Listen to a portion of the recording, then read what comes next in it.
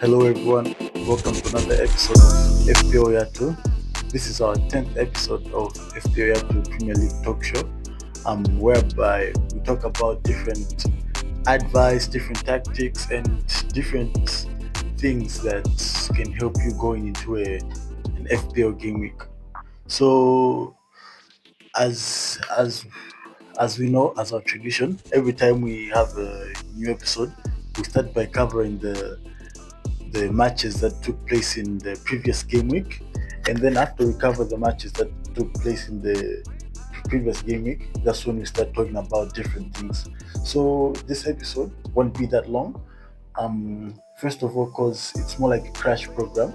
um I've been busy this week and I didn't find time to set up the studio and all that, but then I was like, no, we still have to shoot an episode, whereby we just cover a few things.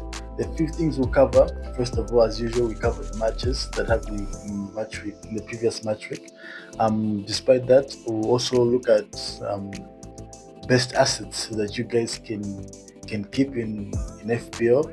We're also going to look at the captain you can pick for game week 9, and lastly, we're going to cover the matches. I won't dive in deep to looking at differentials and all that. No, today is a crash program. So, starting with the first game week, the first match that happened in match week 8, we had Nottingham Forest versus Chelsea. The match ended in a 3-0 win for Chelsea, and Chelsea, despite Chelsea winning this match, they also got a red card. So meaning that if you have a Chelsea asset, just know that he has a 50-50 chance of getting a red card or not, because we know the boys have been careless in the last 4 games, if not 5 games, they've been booked. So make sure when you're getting a Chelsea asset, you should look at the red card records too. Maybe you might get an asset, but then in the end get a red card. So the other match that in match week 8 was Brighton Hove Albion versus Newcastle, which ended in 2-1. But then let me just stop here. Newcastle has a new signing, Watermaid. Watermaid is a good guy, guys. For you guys looking for a striker to partner with Erling Haaland, I think Watermaid is a really good option. So yes, guys, you can check him out. These are just like a few tips that I'll be giving you this week. I won't go into details. We also had a match between Burnley and Leeds United, which ended 2-0. Burnley won, and Dubravka kept a clean sheet during this game. I think Dubravka also is a good option to get as a goalkeeper. Not as a main starting goalkeeper, but then maybe as a differential goalkeeper. Dubravka offers good points. Moving forward, we had a game between Crystal Palace and Bournemouth, which ended 3-3. And Crystal Palace striker scored 3 goals, a hat trick. He almost scored 4 goals if he didn't miss the last chance. But then, I mean, if you're looking for another striker to pair with Erling Haaland, you can go for Jean-Philippe Mateta. And last week too, I also had him in my wildcard team. I posted my wildcard team on the TikTok channel, and if you guys checked out the team, I can say the total points of everyone in that team cost like maybe 100 and something. Because I got an 89, though I didn't play bench boost, I just played wildcard. But then if you like had like maybe every asset of mine and played maybe bench boost, that means you're going to get 100 and something points.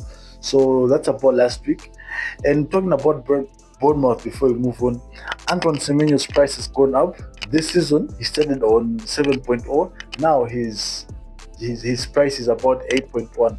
So if you don't have Antoine Semenyo, it's better you get that guy right now, or you're going to cry, guys. You're going to cry because he's the most scoring midfielder this season. Okay, so moving forward, Manchester City played against Everton, which ended 2-0. Man City won. Erling Haaland scoring those 2 goals. So I mean, Erling Haaland now is the striker to keep. If you don't have Erling Haaland, buy him because his price keeps on going up, and I think by the end of this season, the guy might reach 15 point something million. Um, The other match we had was Sunderland versus Wolves. Sunderland won 2-0. Igo Thiago is still on what the scoring streak. So if you're looking for a cheaper striker, look at the Sunderland forward. Fulham versus Arsenal end 1-0. Arsenal won with a 1-1 lead. On Sunday we had Tottenham Hotspur versus Aston Villa.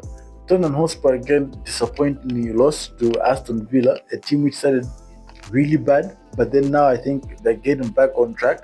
Um, and also there are like some there's an asset that you can get from either two sides. I won't talk much about Spurs because we've been touching Spurs throughout the season. But then let's look at Aston Villa. They have Morgan Rogers, so I mean Morgan Rogers is a good option now. I think he assisted in the previous match, and this match he scored. So yeah, you can look into getting Morgan Rogers. And the big game on Sunday last week was Liverpool versus Manchester United, which Liverpool disappointingly lost at home to Manchester United. I was so surprised when I saw this, but Manchester United really came in with a good performance. Bruno Fernandes is an asset you can get from Manchester United. Another asset you can get from Manchester United that looks is in banging form is Brian Belmo.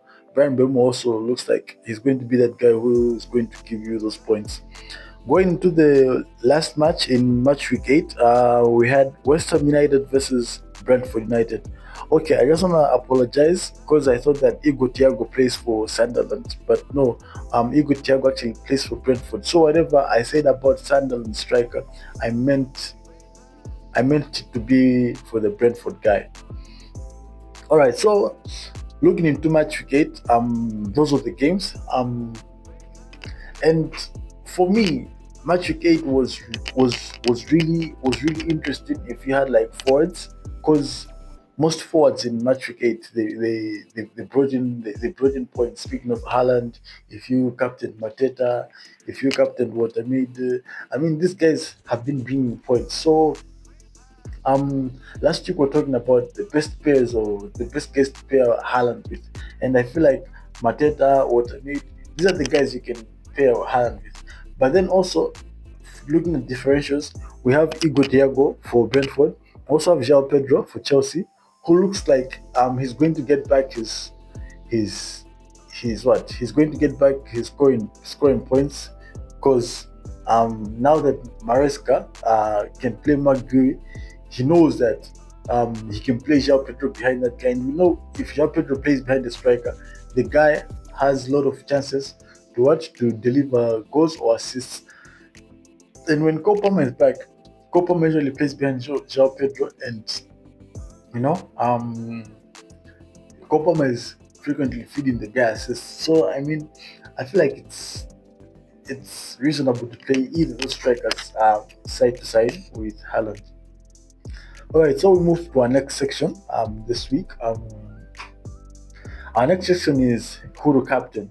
As we said, this is a crash program. So who to captain in match week 9?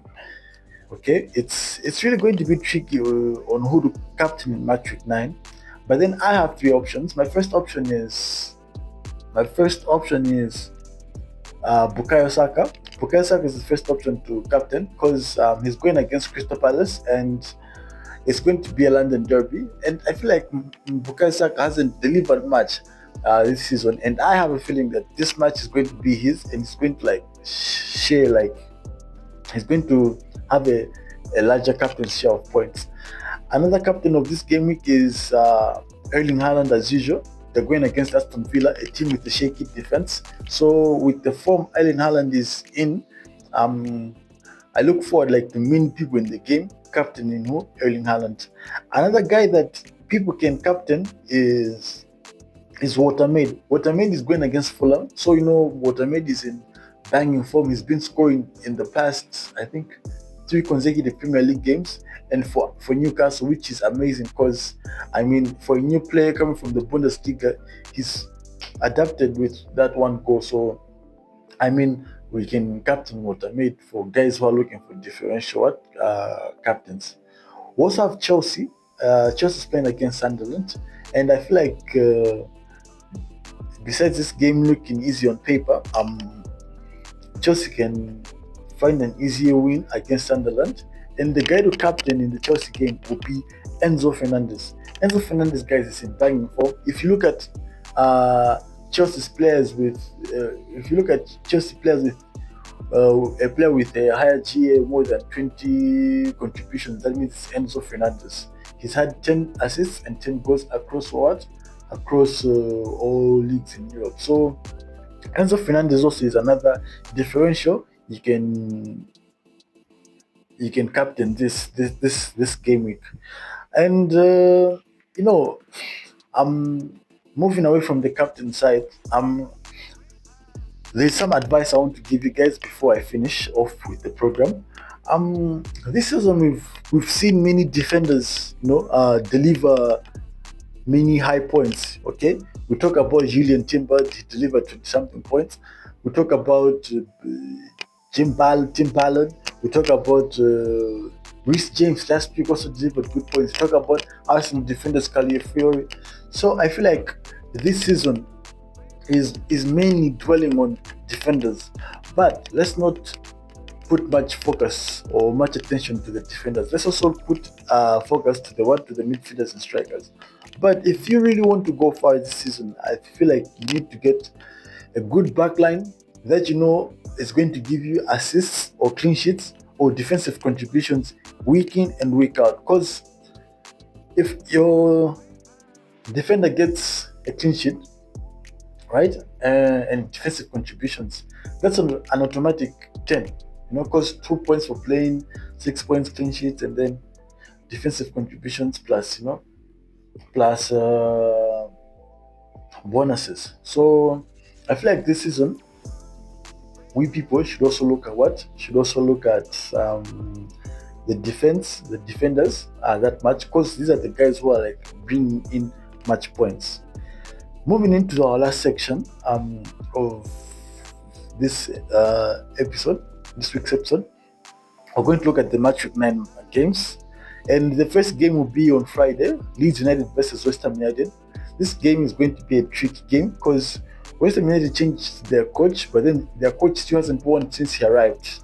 And I feel like he's going to try his best to pick on Leeds United, even though Leeds United too is playing good.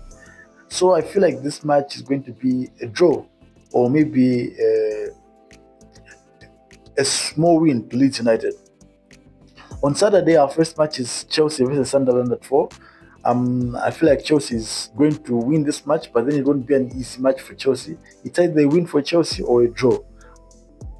For Chelsea. But then with the form Chelsea is in, I believe they're going to win this match. And with the defenders they rested, because during the Champions League week, Chelsea rested Marco Cucurella, they rested Reece James, those influential guys at the back were rested. João Pedro didn't play. Enzo Fernandez only played till halftime. Caicedo only played till halftime. So I feel like Chelsea is going to win this match. We have Newcastle United versus Fulham. I think Newcastle too can win this match with a slight goal difference, like 2-1 or 1-0. We also have Manchester United versus Brighton Hove Albion. This match is going to be a difficult match because we know how Brighton can be a nuisance at your home. So I feel like if Man U is going to win this match, it will be a slight win, a 3-1 win. But I'm really looking forward to a draw in this game. We have Brentford versus Liverpool. This match also is a difficult match because we know what Brentford can do this season. With the players they have, the new striker, Shade has been looking in good form. Igor Thiago has been looking in good form, and the other guys. So I feel like this game is going to be a draw or a small win for Liverpool, a 1-0 win for Liverpool. Going into Sunday matches, we have Arsenal versus Crystal Palace, one big match. I think this match is going to be full of goals, but all in all, I'm giving it to Arsenal to win the match. We have Aston Villa versus Manchester City, a difficult match again, but then I feel like Manchester City is going to win this one away. We have Bournemouth versus Nottingham Forest. I feel like Bournemouth is also going to win this game against Nottingham Forest because we know the changes that are happening in Forest. They have a new coach now, so I feel like those guys will still have a little bit time to adapt. So this game, Bournemouth, I'm giving it to them. And then we have the Wolverhampton Wanderers versus Burnley. This match is a difficult match for Wolves because we know this season they haven't been up to their standards. So this match I'm giving it to Burnley with a slight win or a draw. And the last match of the weekend is Everton versus Tottenham Hotspur. Everton goes against Tottenham at their home, and I feel like this match is going to be a win for Everton because Tottenham isn't in good form. And the reason why I'm saying a win for Everton is because these guys have been in good form. It's just that they haven't had the good chances. Um, they haven't had those opportunities to bury in their chances. Most of their chances are missed, you know. And guys, Beto, if Beto was a clinical striker, this guy would be giving us nice points because this guy misses chances, he misses sitters. But I don't know. I don't know. I think it's not every striker that can be like Erling Haaland. And also on Everton, Jack Grealish didn't play last week, and we all know that this week Jack Grealish likely is going to play. So I feel like also getting Jack Grealish in this game will be helpful for you because Jack Grealish is a good guy, he's a good player, and he can really do many changes to the game. So that was all for this week. This week we don't have the big game prediction program because we don't have a big game. But then probably next week we're going to have a prediction for next week's big game, which is the London Derby against Chelsea and Tottenham Hotspur. So you guys can start, thinking of which team is going to win.